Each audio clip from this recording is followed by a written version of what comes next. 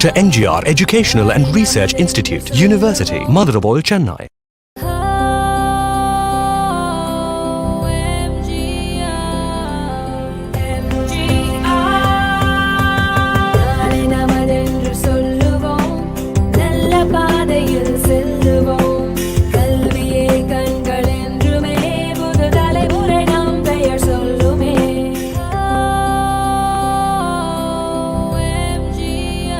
Dr. NGR Educational and Research Institute, University, Madurai, Chennai.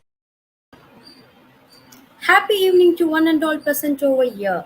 Tell me and I forgot. Teach me and I remember. Involve me and I learn by Benjamin Franklin. With this, myself Akshya, Assistant Professor in Department of English of Dr. MGR Education and Research Institute, will be the host for the day. I welcome our principal, my dear doctorates, faculty members, research scholar, and students of various institutions for a 2-day national level e-workshop on teaching and learning English through idioms and apps. It's my privilege to extend a warm welcome to a prominent academician of the institute, Dr. S. Geeta Lakshmi Madam, our Vice Chancellor. And at this occasion, I would like to welcome our guest of honor and chief guest of the day, Mrs. Dr. M. Muruganantham, Assistant Professor of English, Rajapalayam Rajus College, Rajapalayam. I would also like to welcome to Dr. Manivannan, Dean Phase 2 Campus, and Dr. Mary Thomas, Professor and Dean of English. I extend cheerful greetings to the entire organizer of this workshop, Mrs. A. Julie Elizabeth, Assistant Professor, Dr. P. Hashini, Associate Professor, and Mrs. Jayamata, Assistant Professor, and Mr. Ganesh Babu, our System Admin, to our virtual studio. Before I commence, I request all the participants to put your queries in the chat box. The feedback cum assessment form for both the session will be available tomorrow in the YouTube description box. Now, I call upon Dr. P. Hashini to deliver the welcome address. Over to you, ma'am. A warm and cheerful good evening to each and everyone connected here. It gives me immense pleasure to be called upon to deliver the welcome address on this imposing event of the 2-day national level e-workshop on teaching and learning English through idioms and apps. First and foremost, let me take this beautiful opportunity to extend a very warm welcome to our visionaries and inspiring leaders, Honorable Founder Chancellor Dr. A.C. Shanmugam and our beloved President, Engineer A.C.S. Arun Kumar.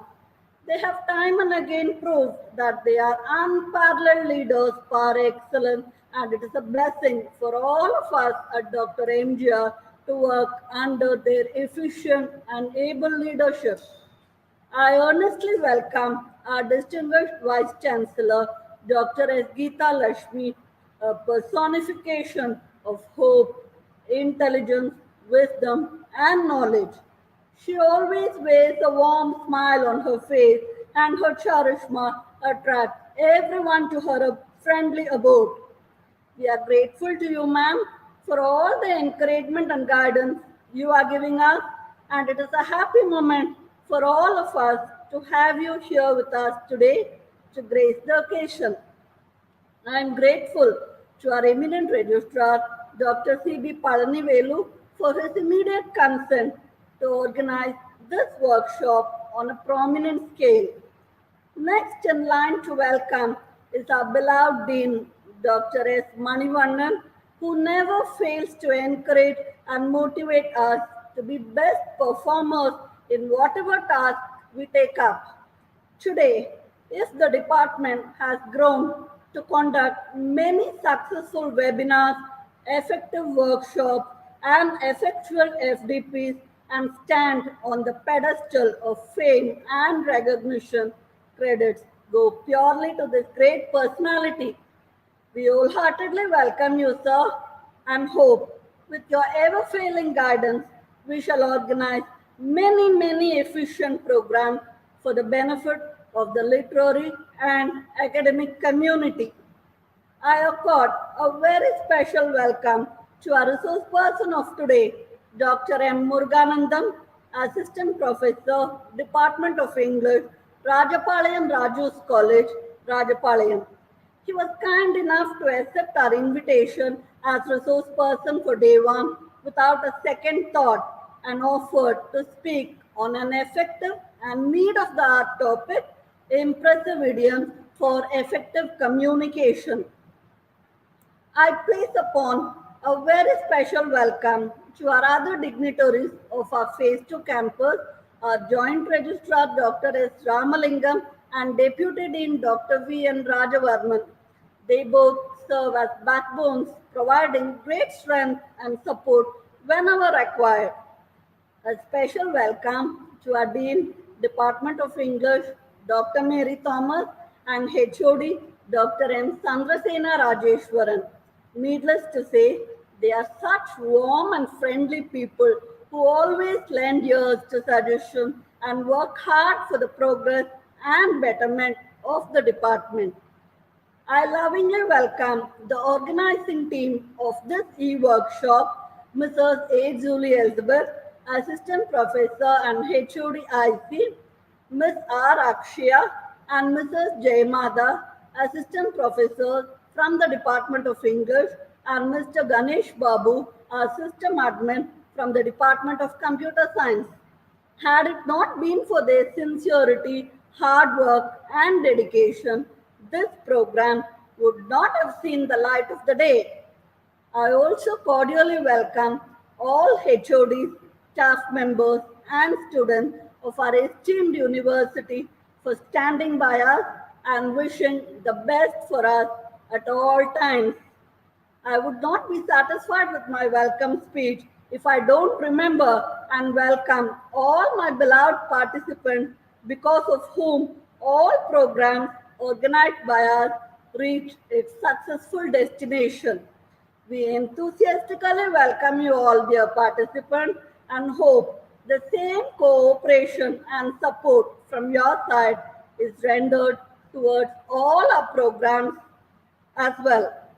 I wish to end with a famous saying by Albert Einstein: education is not the learning of facts, but the training of the mind to think. Let us all be curious learners and thinkers and lift the nation with our grand knowledge and deep intellect. Stay safe and be healthy. Thank you. Thank you, ma'am. Now, I call upon Dr. Mary Thomas, Professor and Dean of English of Dr. MGR Education and Research Institute, to keynote address of our department. Over to you, ma'am. A very warm afternoon to each and everyone gathered here this beautiful day. It's my privilege and pleasure to be sharing this portal with eminent speakers like Dr. Muruganantham and Dean Dr. Manivannan, and also a dignitary from our own university, our own Vice Chancellor, Dr. S. Geeta Lakshmi. A stalwart in the field of education, she is one of a kind, a leader who dons many hats. We are extremely glad and delighted to have her here with us this afternoon. As you all know, the Department of English of the esteemed Dr. MGR University had its humble beginnings with just a few faculty members who taught technical English to BTech students, and now is grown in leaps and bounds, and it extends its arms to the whole university. It is, I would like to describe in idiomatic phrase, a coat of many colors with myriad hues and activities. It offers many courses like the BA English, and its feather in its cap is the MA in English, which began just last year. And we offer MPhil as well as PhD. And we offer many other courses like the enhancement of language through music, drama, and poetry. Its forte is its communication skills program, and its accent is to improve the overall proficiency of the students in English through the appreciation of literature and language. Now, coming to the 2-day workshop on teaching and learning through idioms and apps, teaching and learning English through idioms and apps. I have to confess, this topic is one of my favorites. Idioms have been a part and parcel of English language communication from ages ago. It has the elusive nature of its meaning not being deducible at all, but it's so exciting and fine and lends beauty to the language. And the language is not complete without idioms. I really commend and appreciate the Phase 2 campus, the Joint Registrar, Dr. S. Ramalingam, Dean Dr. Manivanan, and our dear faculty of the English department for coming up with this topic of the day. And I'm really grateful to the 4 musketeers of the English department in the Phase 2 campus, especially Dr. P. Harshini, Miss Julie Elizabeth, Miss Akshaya, and Miss Jay Mata of the English department for coming up with this delightful topic on idioms and apps, and for giving importance to this most beautiful component of language. Dear participants, I really want to share with you this fact that if we master idioms, we will be well versed in speaking and writing, and we can master the English language just like a native speaker. It's a very interesting proposition to see how our 2 eminent speakers of today and tomorrow are going to tackle this beautiful component of vocabulary. It's an integral part of language, as I told you, and which has to be imbibed and will enhance your vocabulary and will be an arrow in your quiver and an ace up your sleeve.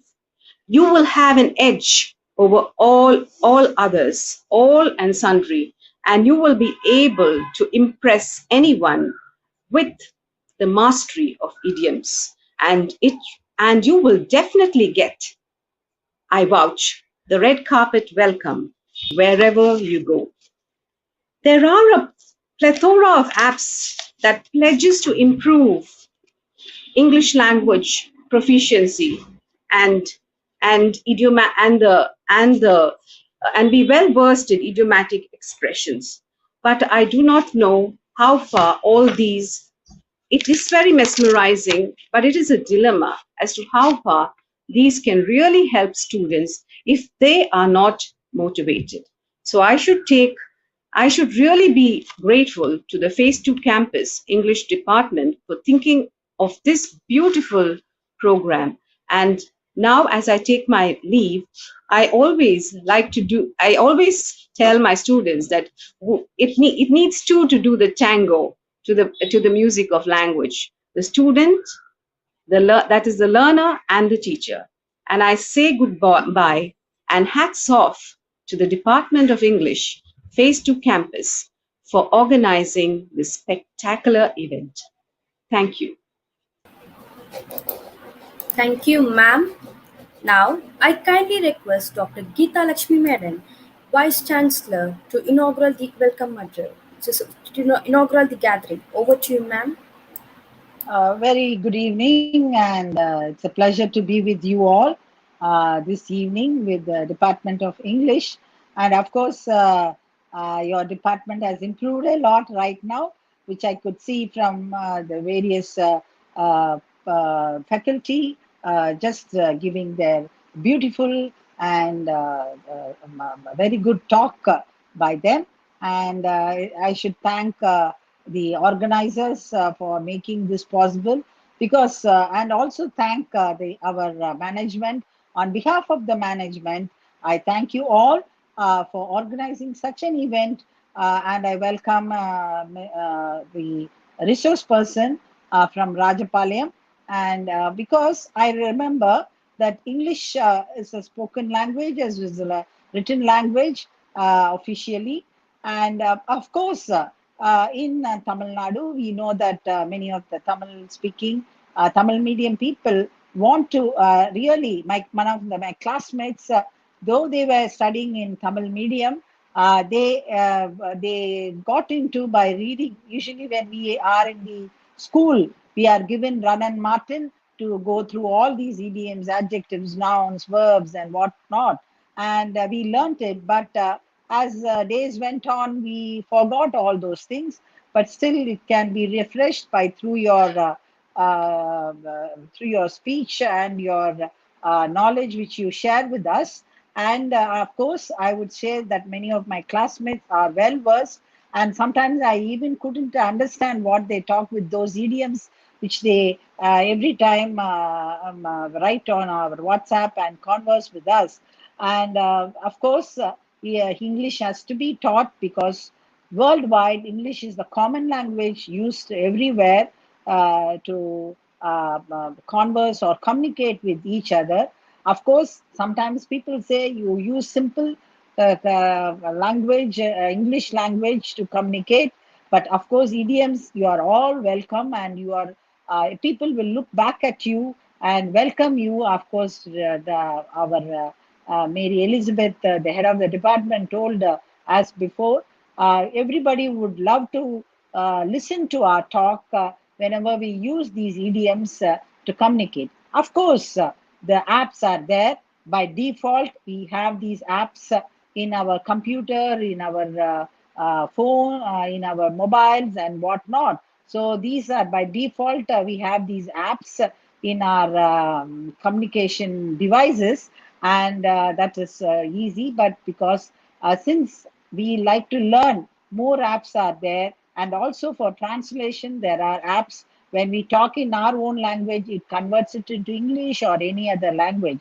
So, of course, we have to have knowledge more on these apps also, so that we can use it in future when we are in difficult times, when we want to communicate or write up with so that it is more attractive.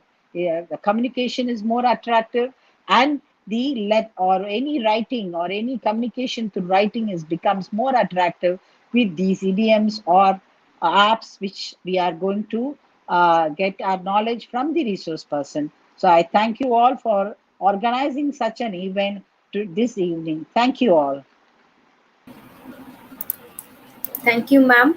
Now, I call upon Dr. S. Manivannan, Dean Phase 2, to deliver the felicitation address. Over to you, sir. Good evening, everyone. Before going to felicitation address, just let me share the statistics of the language, English language. Out of 195 countries, 67 countries speak English as their primary language, and 27 countries speak English as their secondary language. So that is the current scenario. Nearly 50% of the countries are using English as their official language. So with that statistics, we can come to know the importance of having English, having good knowledge in English. It's a good day for all of us. Learning English is great.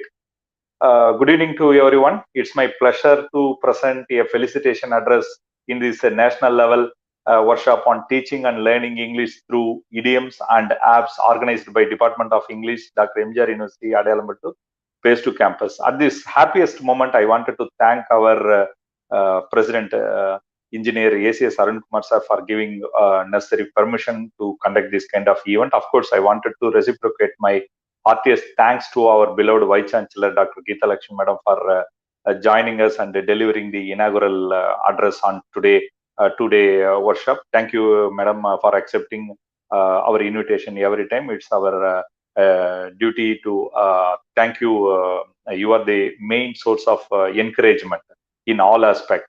Of course, I wanted to thank our eminent speaker of the day, Dr. M. Muruganantham, Rajapalayam, Rajus College from Rajapalayam. With this happiest moment, I would like to extend my hearty thanks to him for accepting our invitation. The experience and knowledge of our beloved speaker denote his establishment in the domain expertise and creates curiosity for the participants to follow. The topic is so useful and exciting for any person, as English is required generally to survive globally. practicing is the only way to speak and write English in a effective and fluent manner. With the modern way of developing our communication is through these kind of apps, etc. Even I have personally installed a few apps also where I have practiced, and this is the real requirement. Even sometimes I used to watch YouTube channel also. Maybe it may be philosophy or even cookery also, but please watch those English channels that will improve our communication in a better way. I'm sure this workshop will provide useful insight to the topic and fulfill the requirements of our beloved participants. I take this opportunity to congratulate the persons behind the successful conduct of today's event, starting from our Dean English, Dr. Mary Thomas, and Mrs. Julie, HOD in charge of Pace to Campus, and team Dr. Arshini, and Miss Akshaya, Miss Jayamada, who are doing wonderful job for the department as well as for the entire university. With these few words, let me finish my felicitation address and pave the way for the eminent speaker to share his knowledge to our beloved audience. Thank you. Thank you, sir. Now I call upon Mrs. A. Julie Elizabeth, Head in charge of English of Dr. MGR Education and Research Institute, to introduce our chief guest. Over to you, ma'am. A very good evening, everyone. I am profusely overjoyed to take this opportunity in introducing our chief guest, Dr. M. Muruganantham, Assistant Professor in Department of English, Rajapalayam Rajus College, Rajapalayam, for the two-day national level e-workshop on teaching and learning English through idioms and apps. Dr. M. Muruganantham has completed his MPhil degree from Tyagarajar College, Madurai, his B.Ed degree from MK University, and his doctorate degree from MS University, Tirunelveli. He has nearly 27 years of teaching experience in various institutions. Besides, he has 4 years of teaching experience as an teacher trainer in the Ministry of Education, Eritrea, Northeast Africa. He is presently working as an assistant professor in the Department of English, Rajapalayam Rajus College, Rajapalayam. In his credit, he has been published 3 books. They are Easy English Grammar and Composition, Sylvan Sinophy, and Research Methodology. He has also published 20 research articles in reputed journals. His area of specialization is Indian writing in English. He holds various academic positions in his career. He has been member UG Board of Studies in Arul Andar College, Madurai from 2018 to 2020. He is also a member of UG Board of Studies in ANSA College, Sivagasi, and Madurai Kamraj University from 2018 to 2020. Dr. M. Muruganantham is an expert in UG Board of Studies in English in Yadava College, Madurai from 2016 to 2018. In addition to this, he is an university observer for Tamil Nadu Open University from 2016. He has been evaluator of MPhil thesis in Madurai Kamraj University, Madurai. Dr. M. Muruganantham holds the position as University Questioner Scrutinizing Board member in Tiruvallur University and MS University. As a part of his career, he is the research guide in Madurai Kamraj University. He is one of the examiner of TNPSC examinations. We are honored by your presence, sir, on this very occasion. We hope having a person like you will enlighten the delegates community with your rich knowledge on the whole. May the Lord Almighty bless you to win more and more laurels. Thank you. Thank you, ma'am. A kind request to all participants: you can put your queries in the chat box. The feedback cum assessment form for both the session will be available tomorrow in the YouTube description box. Now, the most awaited time has arrived. Without any further delay, I welcome a guest of honor and speaker of the day, Dr. M. Muruganantham, to proceed with this presentation. Sir, we request you to take over the session. Thank you very much. A very warm and pleasant good evening to one and all present here. At the outset, I wish to submit my heartfelt and sincere thanks to the Honorable Vice Chancellor of the esteemed university. Further, I extend my sincere thanks to the Dean of that reputed university. Then, I convey my thanks to all the faculty members, organizers, and the host here. My warm thanks to each and everyone. With this little one, let me go to the presentation.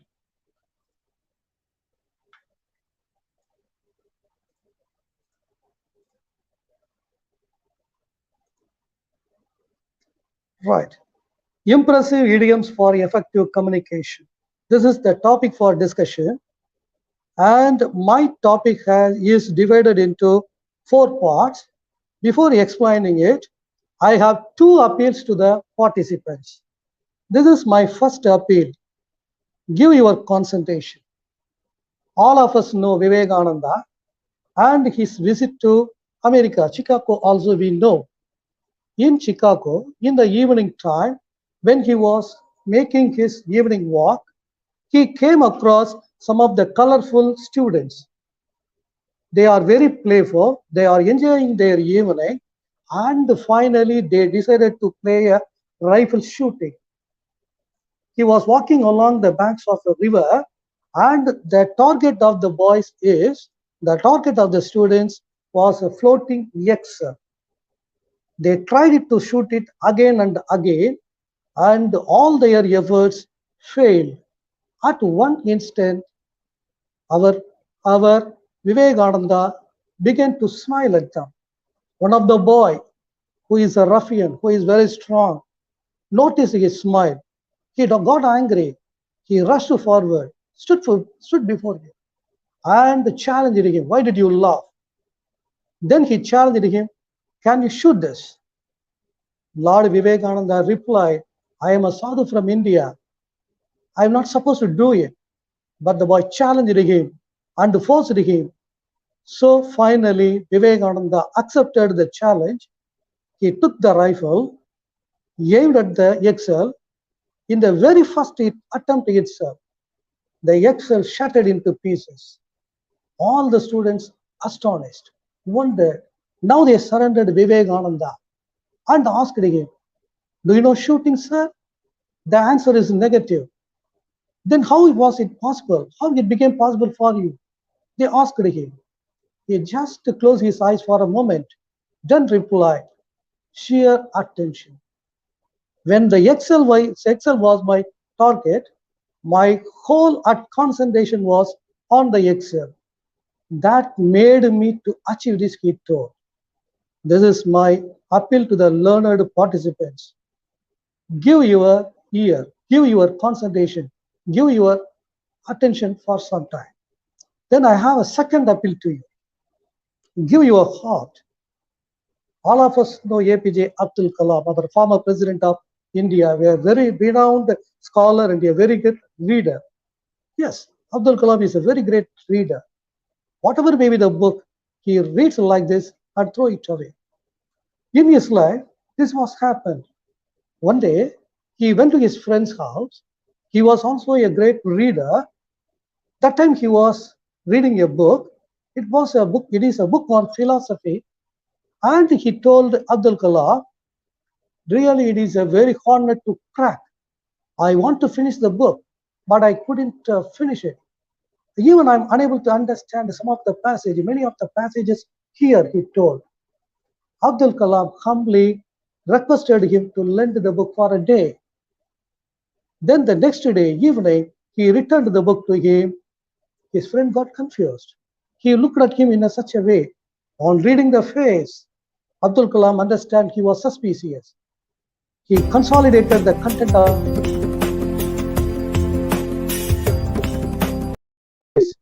he answered all the queries and he was happy now.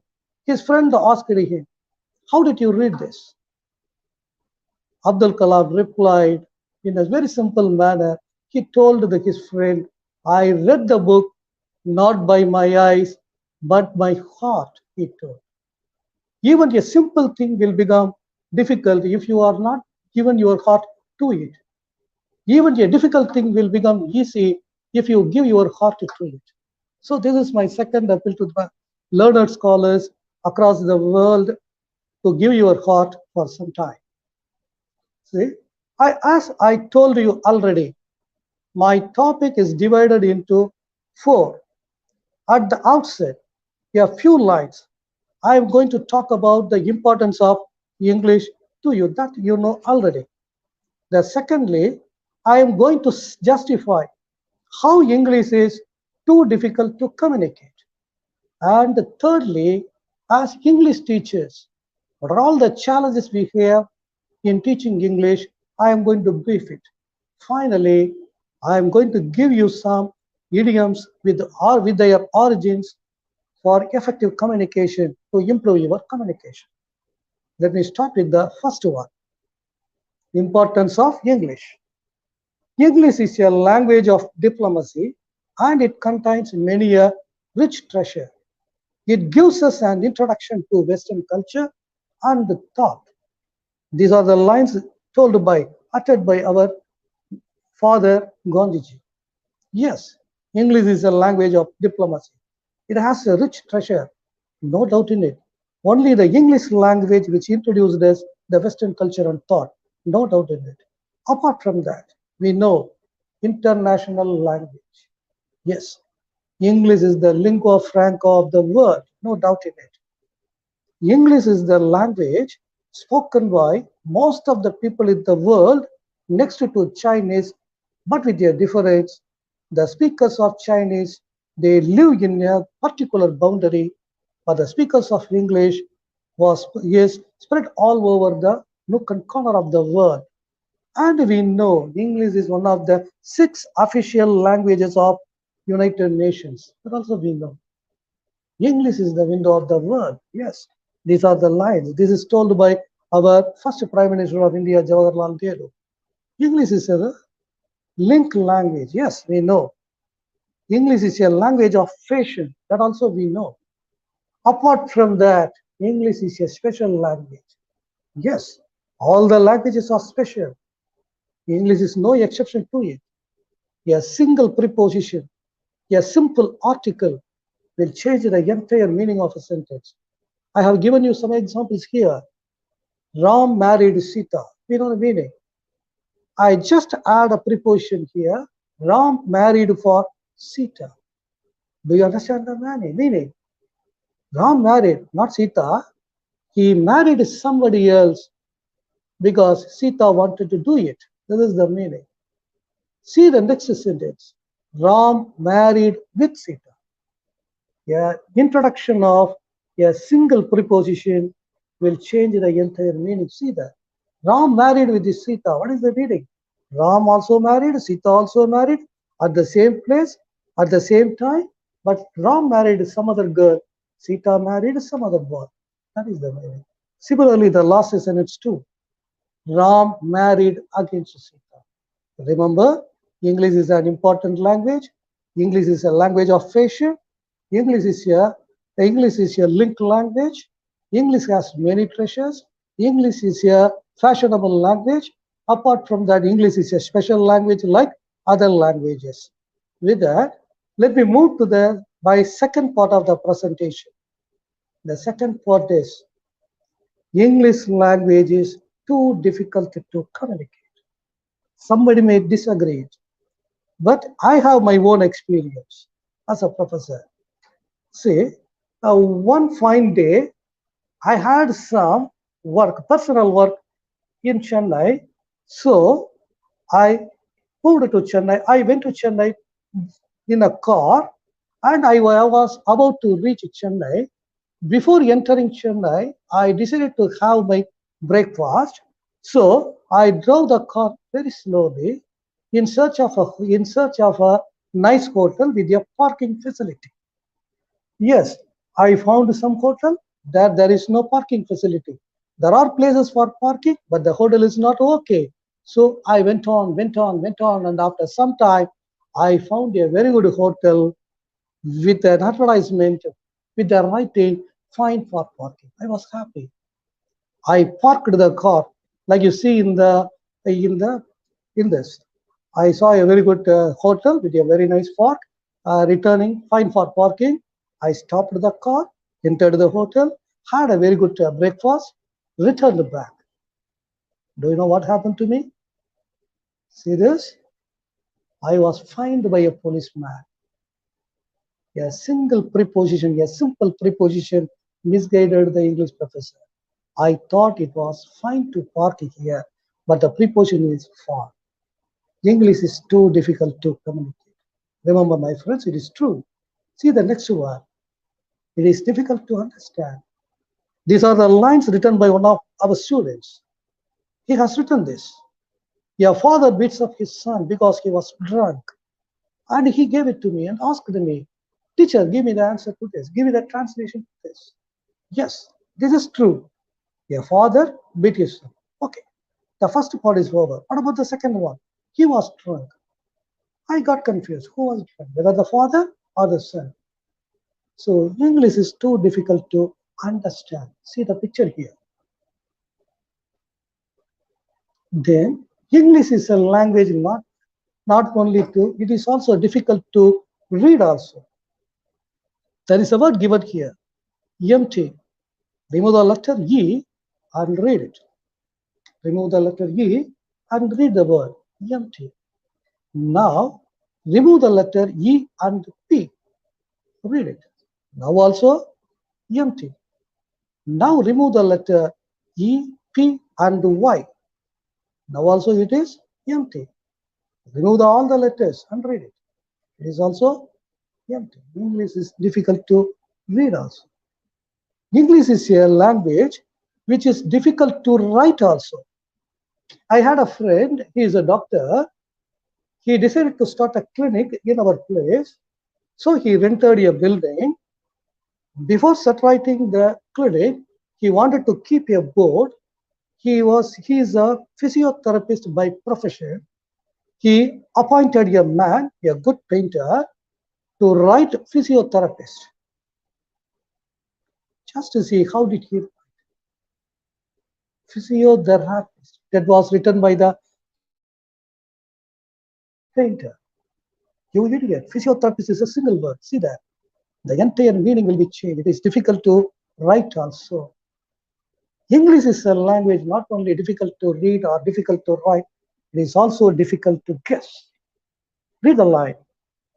If you invest rupees 250 just once, you can sit and eat for the rest of your life. It is a lockdown period and many are working from home. Even schools and colleges are closed. And in many of the companies, they are paying only 50 or 60% of their salary. Now the date is 17. I was staying in my room. I got only 50% of my salary this month. Now already it is 17. So I have spent all the money I had. Now I'm worried. I was thinking how I am going to spend the remaining days in this month. Where can I go? Where can I borrow? Who will give us the money? All sorts of questions enter into the mind. I am not in a happy frame of mind. I am worried. I'm unhappy. What to do? In the meantime, when I was thinking like this, from a speaker, from my street, I hear this announcement. A man boldly and loudly announces, if you invest rupees 250 just once, you can sit and eat for the rest of your life. I got puzzled. How can a person sit and eat the rest of their life by paying rupees 250? Anyhow, my weakness, my empty pocket, made me to run after him. I ran after my house and I checked. Okay, let us give 250 and we will sit and eat. What happened to me, you know? I saw a man who is selling chairs for just rupees 250. English is a language very difficult to guess in some of the context. Then, even pronunciation is very difficult. In a school, a teacher, He teaches his boys about pronunciation. He pronounces hover, honor, honorable, honest. A little boy doing 5th or 6th grade, listened to his speech. He was unable to understand this. When the period ends, it is the lunch session. He followed the teacher to the staff room. He stood before the teacher and asked him, "Teacher, I couldn't understand the words. Hour, honor, honest, honorable. What happened to the first letter H?" he asked. The teacher replied, "H is silent." The teacher replied, what is the reply? The teacher replied, "H is silent." The boy still confused. Then the teacher called him and she gave her different box and he told that boy, little boy, go to the cafeteria and eat the food and come back. What did the teacher say? She handed over her different box. She asked the little boy to go to the cafeteria and eat the food and come back. The boy went. He went to the cafeteria. To her astonishment, do you know what happened in the cafeteria? This is what happened in it. The boy sit and ate all the food and returned and she gave the tiffin box. Now the teacher get confused. What happened to my food? She asked. He told, I eat it in the cafeteria. The teacher told, I asked you to eat. The boy replied, I thought such a sign. English is a language, special language, a funny language, difficult to read, difficult to write, difficult to guess, everything. Read the code. This is another example. English is too difficult to communicate. Change is important. You must bring the change. Change cannot be offered to you every time. Right? Let me read once again. Change is important. You must bring the change. Change cannot be offered to you every time. Can you guess who told this quote? But I will give you a clue. This is not Vivekananda. This is not Mahatma Gandhi, and also this is not Abdul Kalam. Can you guess who told this? Change is important. You must bring the change. Change cannot be offered to you every time. To a clue, to hint to you, he is a known person. We saw him, we are seeing him in our daily life. Can you guess now? Can you give the answer? See who told this. These are the quote, everyday quote given by the conductor of a bus. Right? See the quote? Change is important.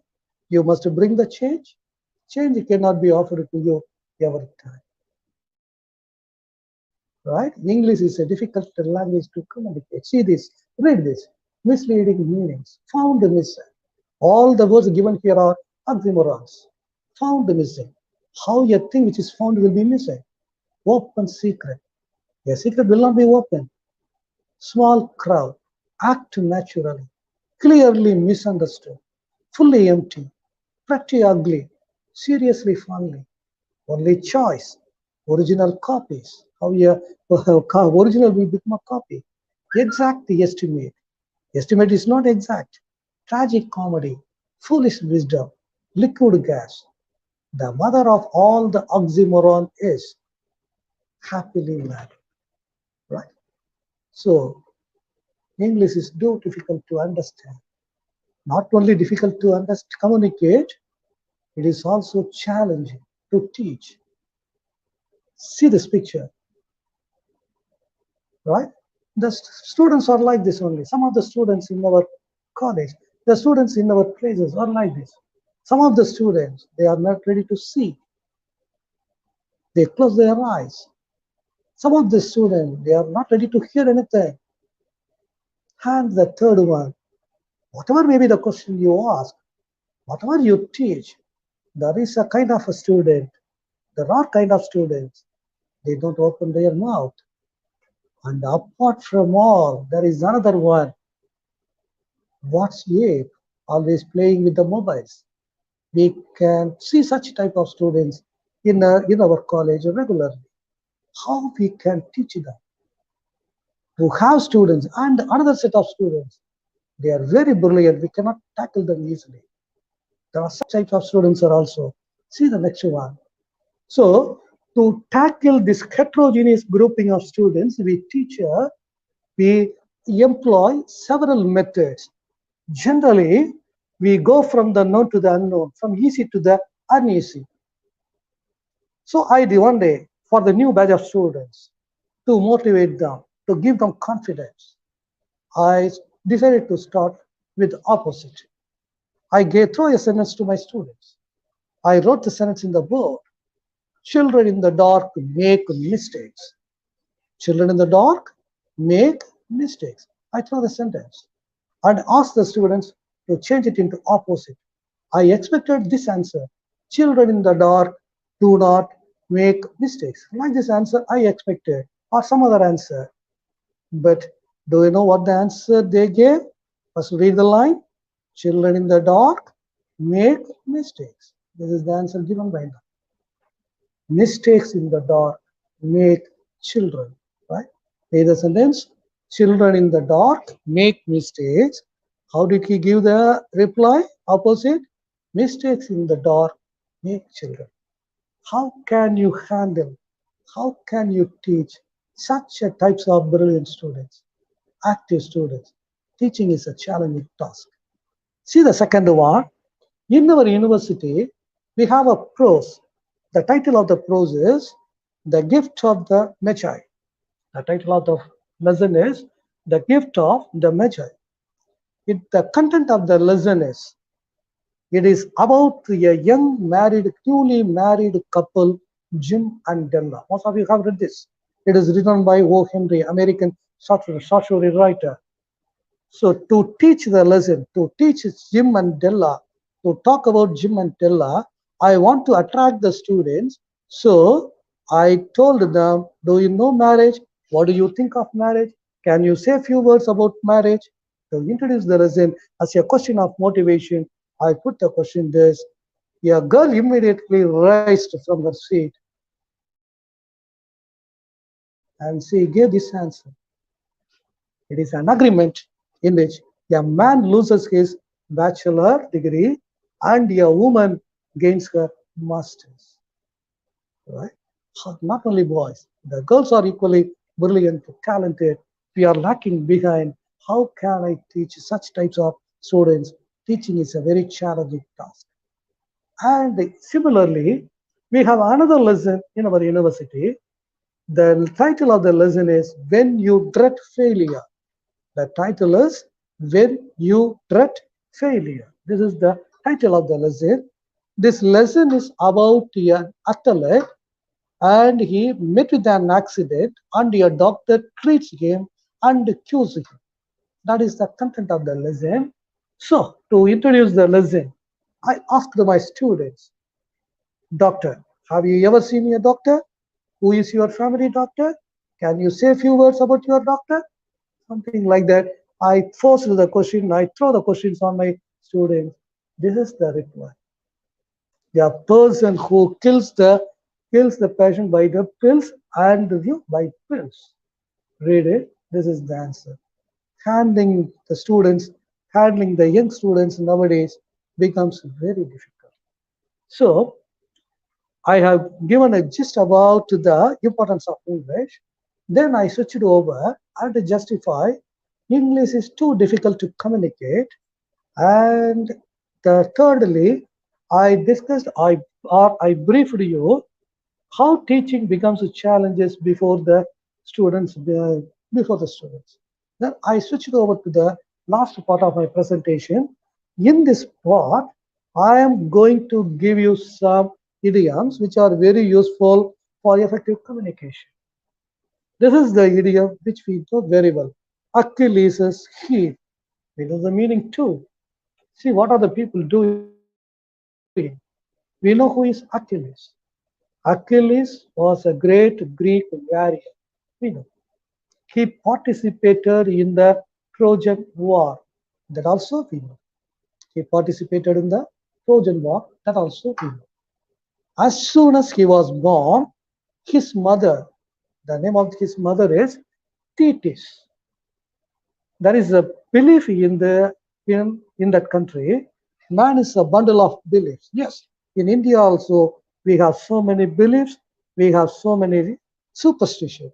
Even we have a belief. If a man take a holy dip in Ganges, in the river Ganges, our sin will go. We have a belief.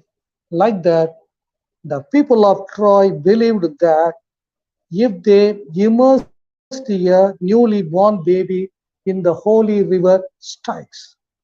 Remember, the name of the mother of Achilles is Thetis, and the name of the holy river is Styx.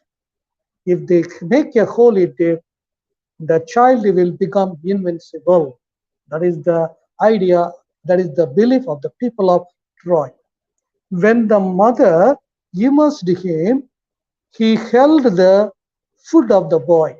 So all the parts of the body immersed in water except his heel, and that become his weak part. From that onwards, in the Troy, in the war of Troy, in the Trojan War, he killed several people, he defeated several warriors, and he was rushing forward and forward. Defeat is imminent unless he was stopped. If truth has to win, he has to be stopped. So the people discussed finally what happened. They shoot the arrow on his heel, it pierced his heel, and finally he died. From that incident also, we began to use the idiom Achilles' heel. We know the meaning. And individual's weakness. For that we are using the idiom Achilles' heel. See the example. Rajus' Achilles' heel is pressure. He can't handle it. Right? Is it clear? This is the first idiom I have given. It is taken from the War of Troy, Trojan War. Achilles is a Greek warrior, and you know it. The mother of Achilles is Thetis, and the name of the river is Styx. Let me move to the second idiom. The second idiom is Albertos around the neck. The people who studied English literature may have known this. This is taken from this idiom originated after E.S.T. Coleridge's The Rime of the Ancient Mariner. Right? It was published in the year 1798. Let me repeat the idea once again. The second idiom, Albatross around the neck.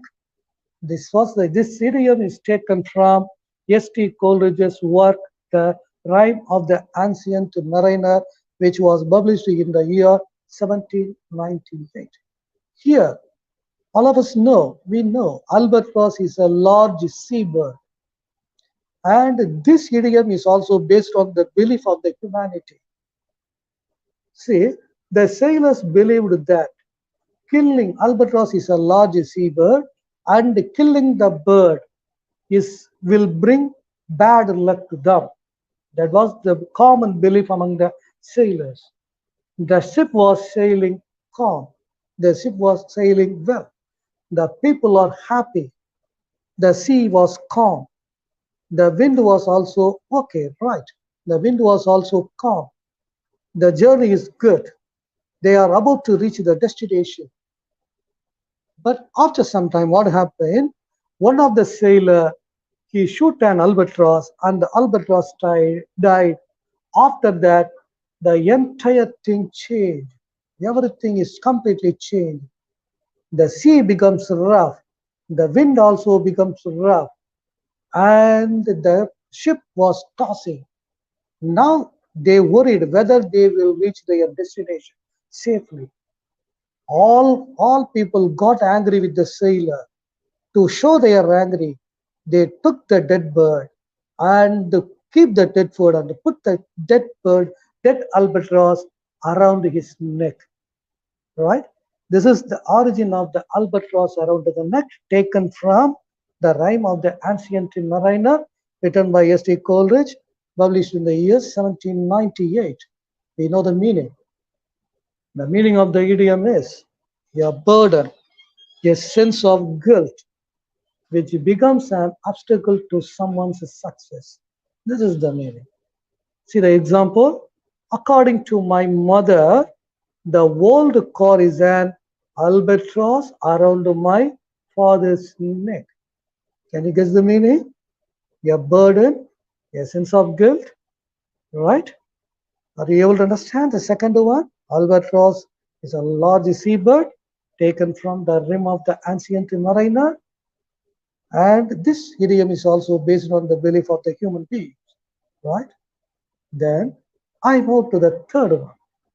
Bacchus dozen. What is the meaning of the idiom Bacchus dozen? Doesn't mean no. Doesn't means 12. What do you mean by Bacchus dozen? Is it 12 or something else? Right. Do you know when this idiom came into existence? In the year 1266. In the year 1266, the British Parliament they passed a bill. The British Parliament passed a bill stating that a loaf of bread, a loaf of bread consisting of 12 slices must have this much weight.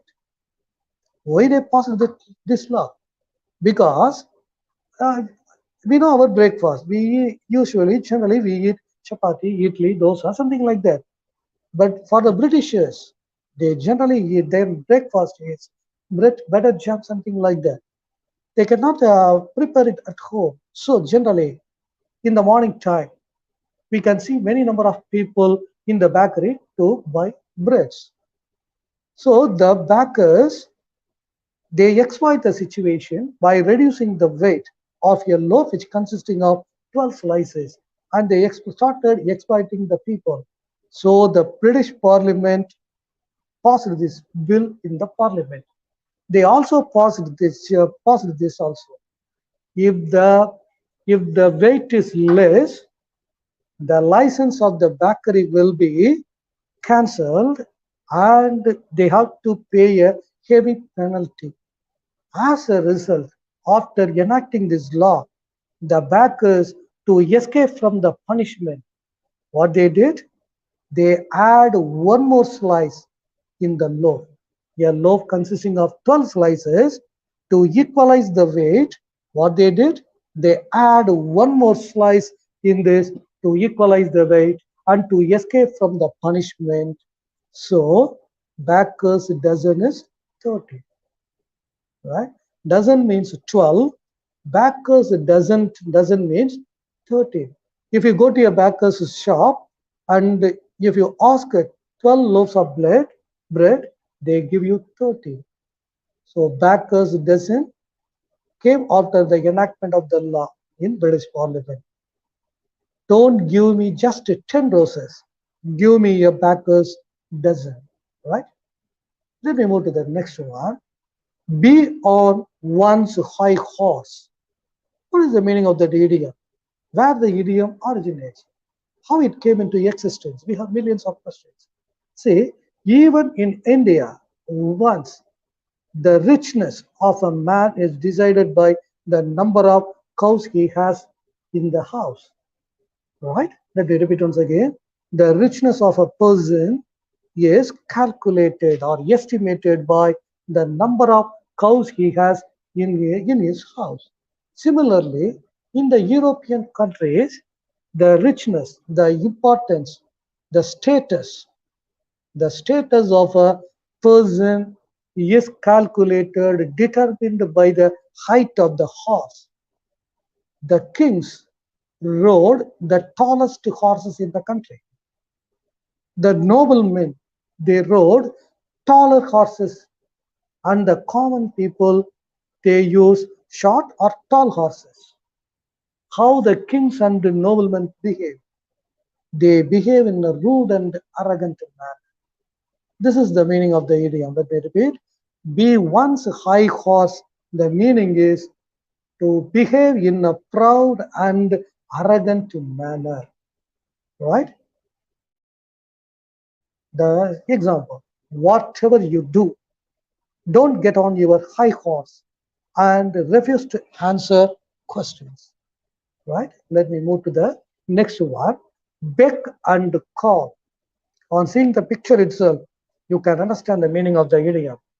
Bec, it is the shortened form of the word beckon. This is a Spanish word. From Spanish, it came to English. Bec is a shortened form of the word beckon. What is the meaning of the word bec? Bec means to signaling. The meaning of the word is signaling, calling a person by waving the hands, waving the fingers, or nodding the head, right? So let me repeat. Bec is a Spanish word and it is a shortened form of beckon. The meaning of the word bec is signaling. What type of signaling? Nodding the head or waving the finger to call a person, right? This is the meaning of the idiom. Slavishly, slavish, slavishly attending the needs of others. The young man was at his wife's beck and call. Is it true? Not only the young man, even the grown-up man, even the old man was at his wife's beck and call. Right?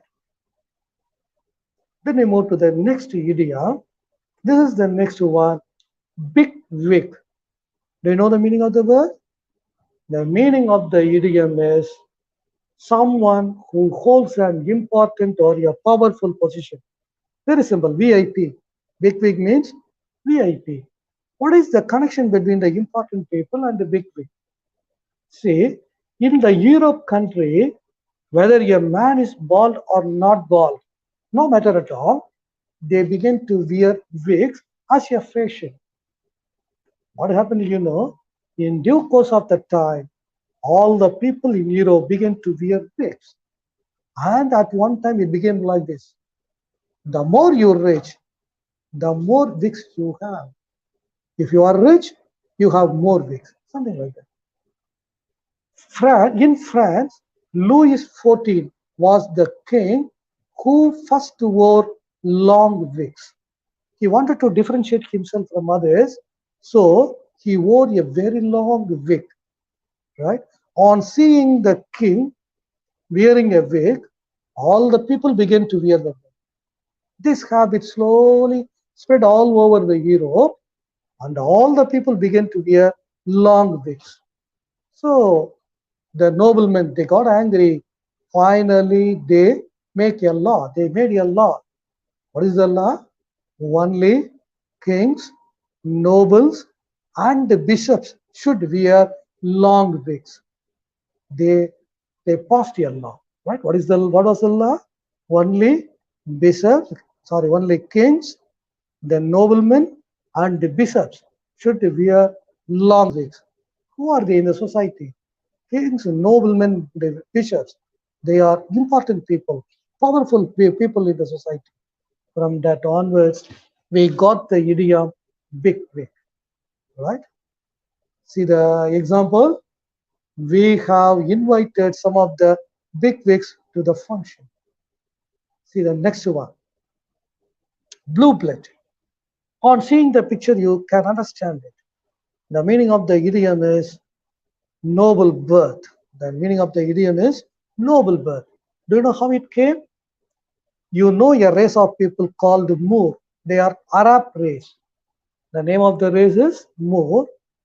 Once they waged a war, they waged a battle, and they captured a part of Spain.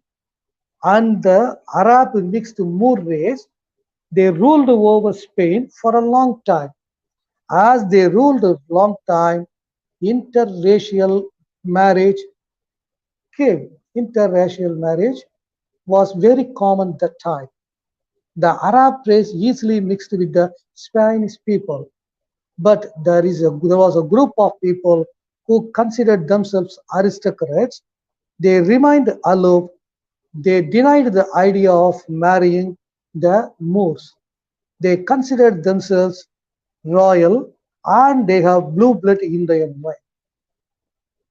After that, this idiom spread to England, and the two famous universities, Oxford and Cambridge, are also called as Blue Brick University. Right? Is it clear? So, blue blood, that means noble birth, a person of high or noble birth.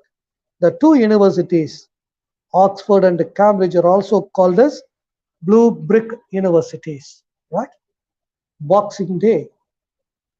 This is the idiom, you know it pretty well, but there is no connection of this to boxing, right? Boxing Day means 26th December is called Boxing Day. Why, how the idiom came into existence? From when we use that idiom? Say, uh, usually in the churches, special boxes were kept. In the churches, special boxes were kept, and throughout the year, the people deposited money in the box. And on 26th December, they open the box and they distribute the money to the poor people to celebrate the new year, right? On 26th December, definitely there will be a cricket match. That match is called Boxing Day match. The Australians always play a test match on Boxing Day. We are cricket lovers, so we know the Boxing Day match, right? From that, it came into existence. Bread and butter letter. Bread and butter letter. Do you know this? Have you used this, Vidika? Bread and butter letter means a thanking letter. Long before the invention of telephones and emails and everything, letter is the only mode of communication. When you go and stay in your relative's house for 2 3 days, to thank them, to thank their hospitality, after returning home, we wrote a letter. That letter is called bread and butter letter. It is a thanking letter for the hospitality of them. Hospitality. See the example. I wrote a bread and butter letter to my uncle. See the next one. This is another exciting idiom. To burn one's boat. How it came? See, the commanders, the military commanders, when they reach a shore, immediately they burn their boats or ships. Why do they do like this? This is an indirect signal or information given to his soldiers. The only way to return home is winning. If they defeat or if they want to run back, they cannot. The only way to return home is fighting with bravery and win the enemies. To reveal it in an indirect way, the soldiers, the military commanders in the past, they burned the boats after reaching a shore, right? To cut off all escape routes. Now we are using it for the day-to-day life. Use it in our day-to-day life.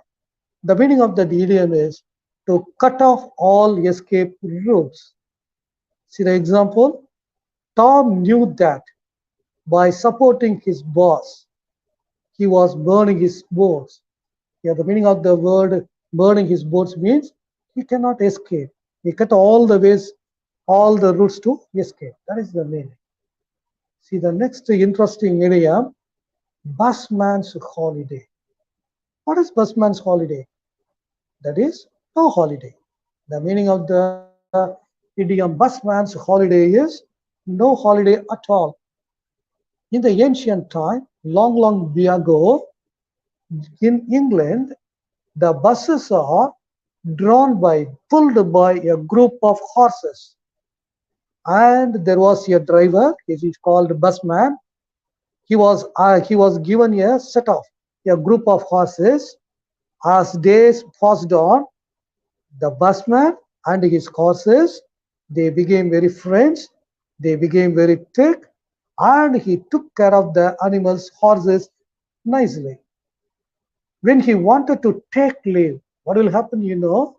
Another busman was appointed in his position. He will take charge of all the horses. But what will happen, you know? The driver, the busman who took leave, he has to sit nearby. He has to sit nearby and he has to take care whether the new busman take care of all the horses. So what happened? His holiday becomes no holiday. That is the meaning of the word. He is doing his regular routine even after taking leave. Such practice was there in England once. See the example. The meaning of the idiom is to spend one's holiday doing what one normally does on any working day. That is the meaning. See the example. Peter made his wife cook during the trip. Generally, that is the duty of a wife to cook at home generally. Now, what happened? Peter made his wife cook during the trip. It turned out to be real busman's holiday for her. Here, busman's holiday means no holiday. Her general duty, regular duty was cooking. Here, even in the trip, he thought there is no need to cook, but Peter made him to cook. Her holiday is turned into no holiday, right? See the next one, cakewalk. Have you heard this idiom? Another interesting idiom. It was a very popular game. Cakewalk is a very interesting and popular game among the Afro-Americans. And that too, the game was very popular among the newly married young couples, newly married couple. What the Afro-Americans in holidays to celebrate the time, they called the newly wedded young couples to a place and they conduct this game cakewalk. A big cake is kept in the center, like the game of musical chair. They go around the cake. Do you know the winner? Do you know the prize for the winner? The prize for the winner is the cake itself. The prize for the winner is the prize itself. Is there any hard work there? There is no hard work.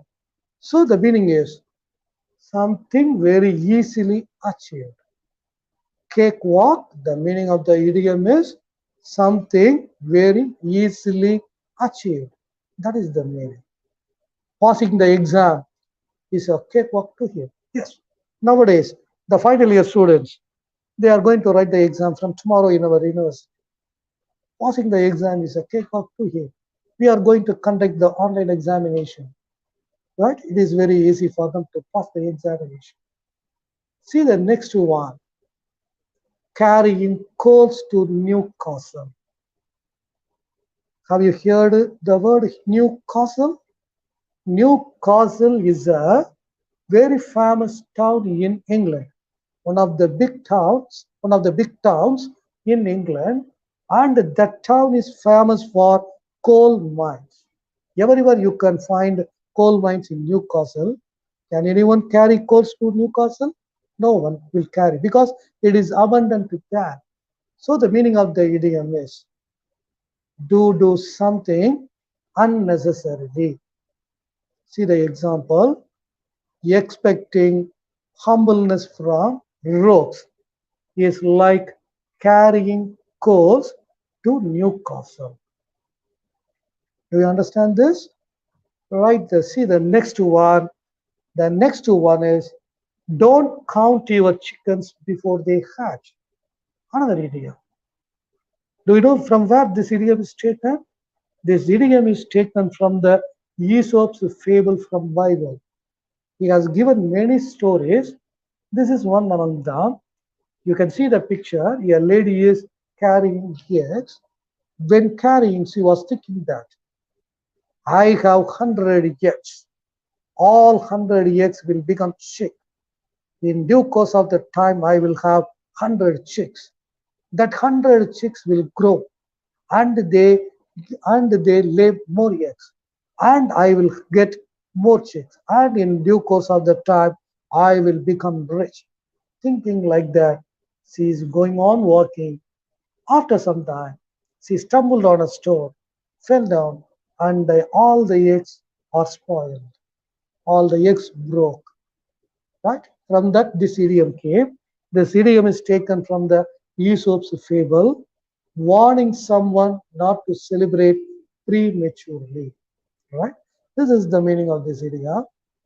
Let me move to the next one. Doubting Thomas. This is also taken from the incident of the Bible. Thomas, who is Thomas? Thomas is one of the disciples of Jesus Christ. Thomas is one of the disciples of Jesus Christ. He is somewhat different from the other disciples. Whatever you tell, whatever he sees, he demands proof for that. Such a type of a person is Thomas. Jesus Christ was crucified on the Good Friday and he got resurrected on the Easter day. People saw him here and there. Some people came to Thomas and informed him, I saw Jesus there. I saw Jesus there. I met Jesus there. Jesus was here. Jesus was there. They informed him. But he didn't believe it. He didn't believe it. Finally, what Jesus Christ do? He appeared before him. Finally, Jesus Christ appeared before him. Even then he got doubt. He looked his face, then he touched his wounds, then finally he accepted. Jesus got resurrected. Right? Such type of people who don't believe anything are called doubting Thomas. Someone who demands proof before he believes in anything. That is the meaning. Henry is the doubting Thomas. This idiom is also used as wavering Thomas or unbelieving Thomas. The idiom doubting Thomas is also used by some people as wavering Thomas or doubting Thomas. Right? This is the meaning. Switch on to the next idiom, drop off your hat. What is the meaning? Have you heard this idiom? This idiom originated from the world of boxing. It is originated in America. In America, previously, long before, to make the fighters to fight, to make the boxers to fight, they don't use belts. First, the referee, he stood in between them, he raised his hat, and then finally he drops. When he drops the head, it is a signal for the fighters, boxers, to fight immediately. Right? Remember, drop of a hat. It is an idiom originated from the world of boxing. It is originated from America, and it is a signal, right? Willing to do something immediately. Now we are using the idiom in this meaning. Willing to do something immediately. I would like to go to Delhi at the drop of a hat. I would like to go to Delhi at the drop of a hat. Immediately, willing to do something immediately is the meaning of this idiom, right? See the next one. What happened to his ears? What is he doing? He is laughing or worrying. Ears are burning. This idiom is also based on a belief. This idiom originated from Rome. The Romans have a general belief. If you talk about a person in his absence, his ears will tingle or burn. This is the belief of the Romans, right? Is it audible? Do you hear this?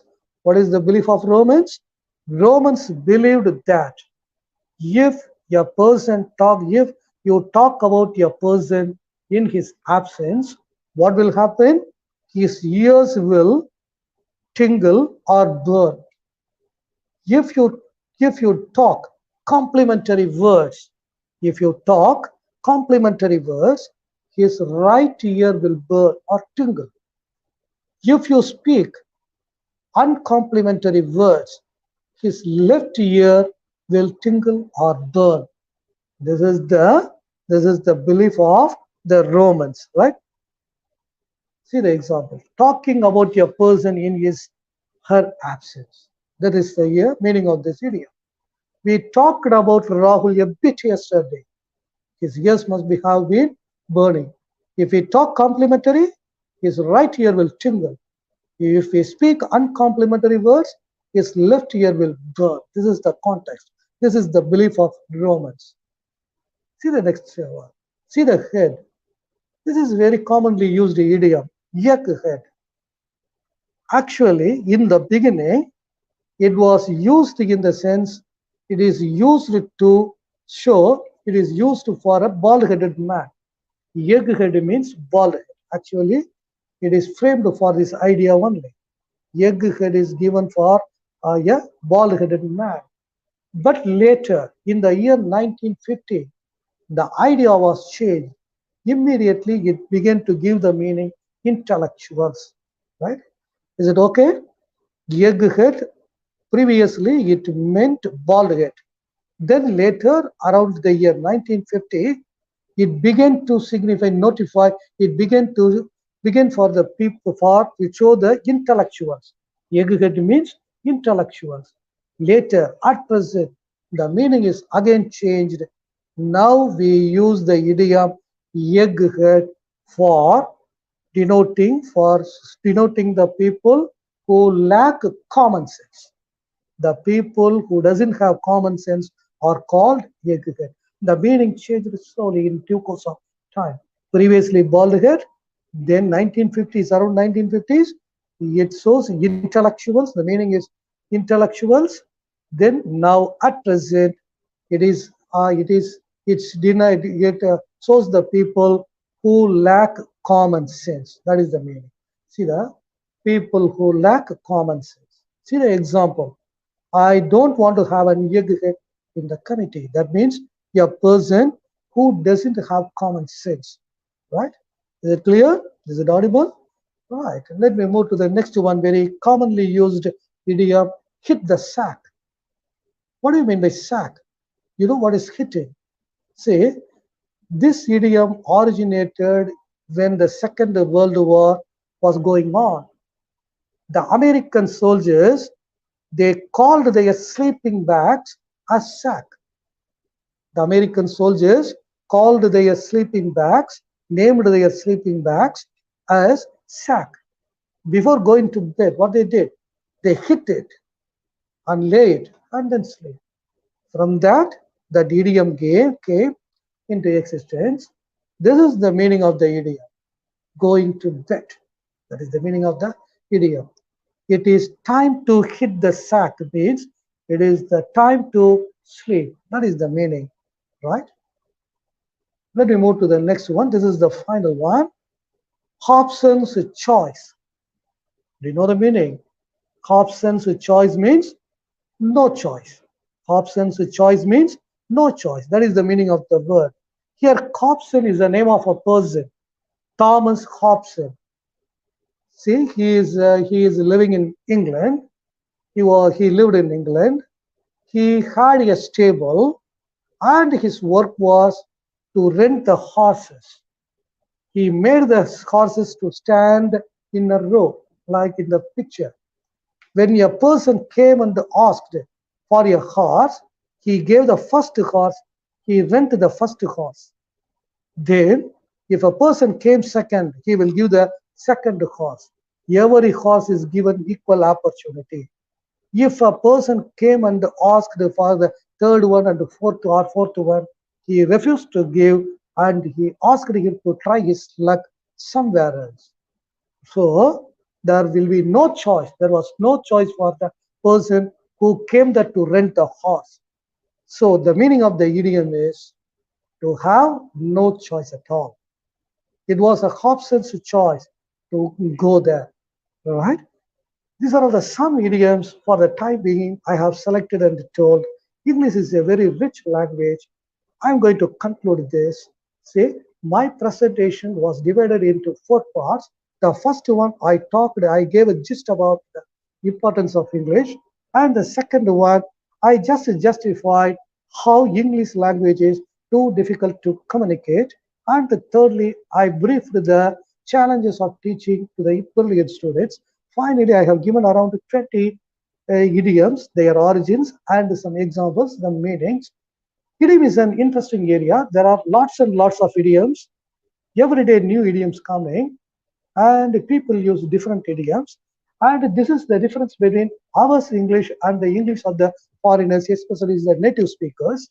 The native speakers use more number of phrasal verbs, idioms, this and that. But we are very poor in using idioms. Every now and then we use idioms. So we have to enrich. It gives a standard to your language. It gives color to your language. So for effective communication, you should have a word bank. What will be in your word bank? You should have a collection of homophones, at least to 25 to 30 homophones, and you have to use the homophones in a single sentence. For example, stationary, stationary, Stationery, Stationiony. We know the meaning. I gave the idiom to my one of the students. He gave a sentence. I stand stationary in the stationery shop on seeing a girl standing stationary in the stationery shop. Let me repeat once again. The word given to him is stationary, stationary, Ery. We know the meaning. The sentence given by my student is I stand stationary, Ery, in the stationery shop, Ery, on seeing the girl standing stationary, Ery, in the stationery shop. Very nice it is, you know. He is an industrious person in the industrial town. Like that. Homophones. It will enrich your language. Similarly, collect some phrasal verbs. Definitely it will give standard to your language. In your word bank, have some homophone, have some one word substitution, some rhyming one word substitution. See, for example, suicide, we know the meaning. Homicide, we know the meaning. Infanticide, we know. Sororicide, matricide, patricide, fratricide, martyr. Like this, you have select like this. You can give your students as a game, as a word game. So collect some homophones, some phrasal verbs, some one-word substitution, and collect some fascinating idioms. And you can collect some proverbs too. Proverbs means uncommon proverbs. For example, you can take this proverb, common sense is not so common. You cannot give the translation immediately. Common sense is not so common. Like this here, you can give some, right? This will enrich your language. If your language is enriched, you will be effective in your communication. With these few words, really, I thank one and all present here, and I thank the Honorable Vice Chancellor, respected Register, and the distinguished deans, head of the department, faculty members, and my student and my well-wisher, Jayamada, for giving me this opportunity. And I have to thank, my session will not end unless I thank the host, the very nice, talented host, Akshaya. Thank you very much. Thank you, one and all.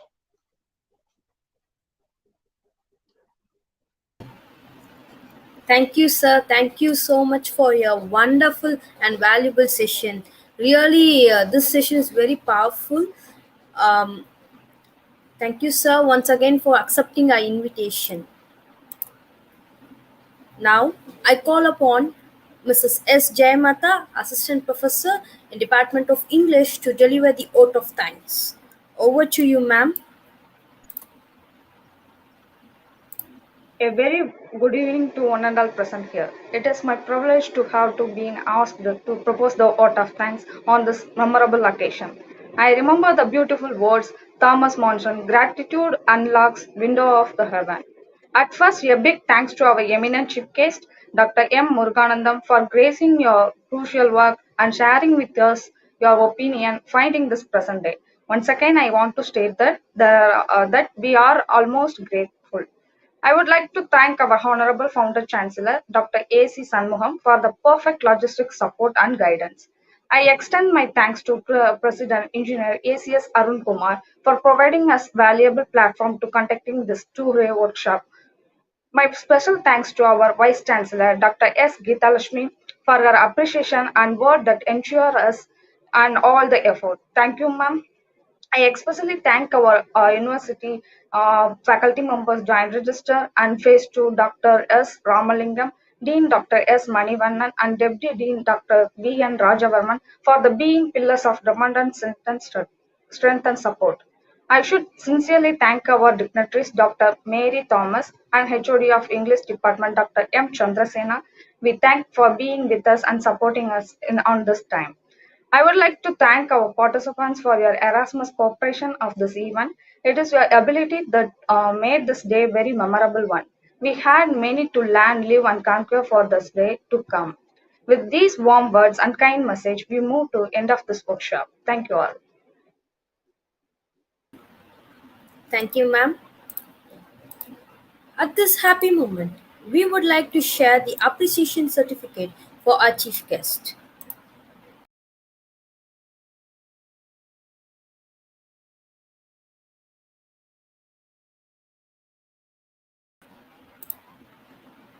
Thank you all participants for your wonderful feedback.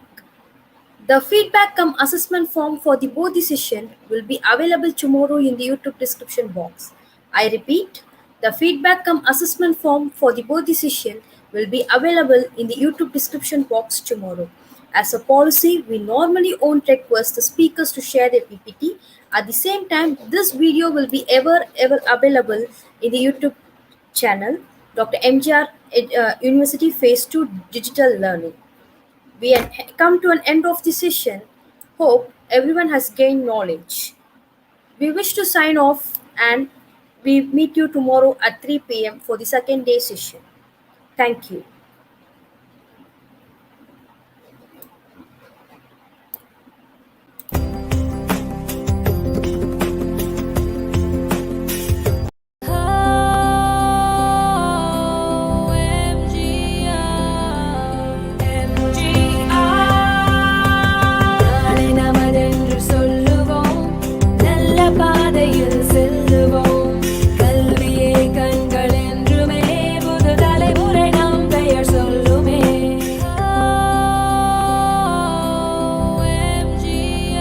Dr. NGR Educational and Research Institute, University, Madurai, Chennai.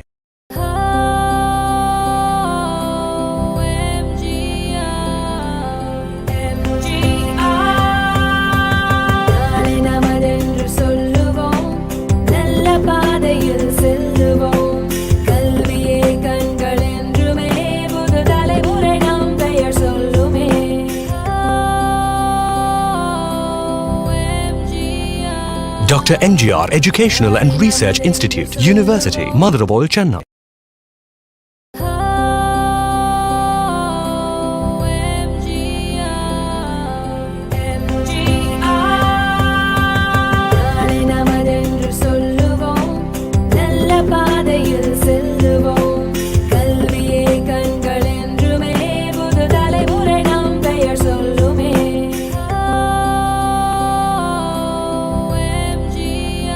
Dr. NGR Educational and Research Institute, University, Madurai, Chennai.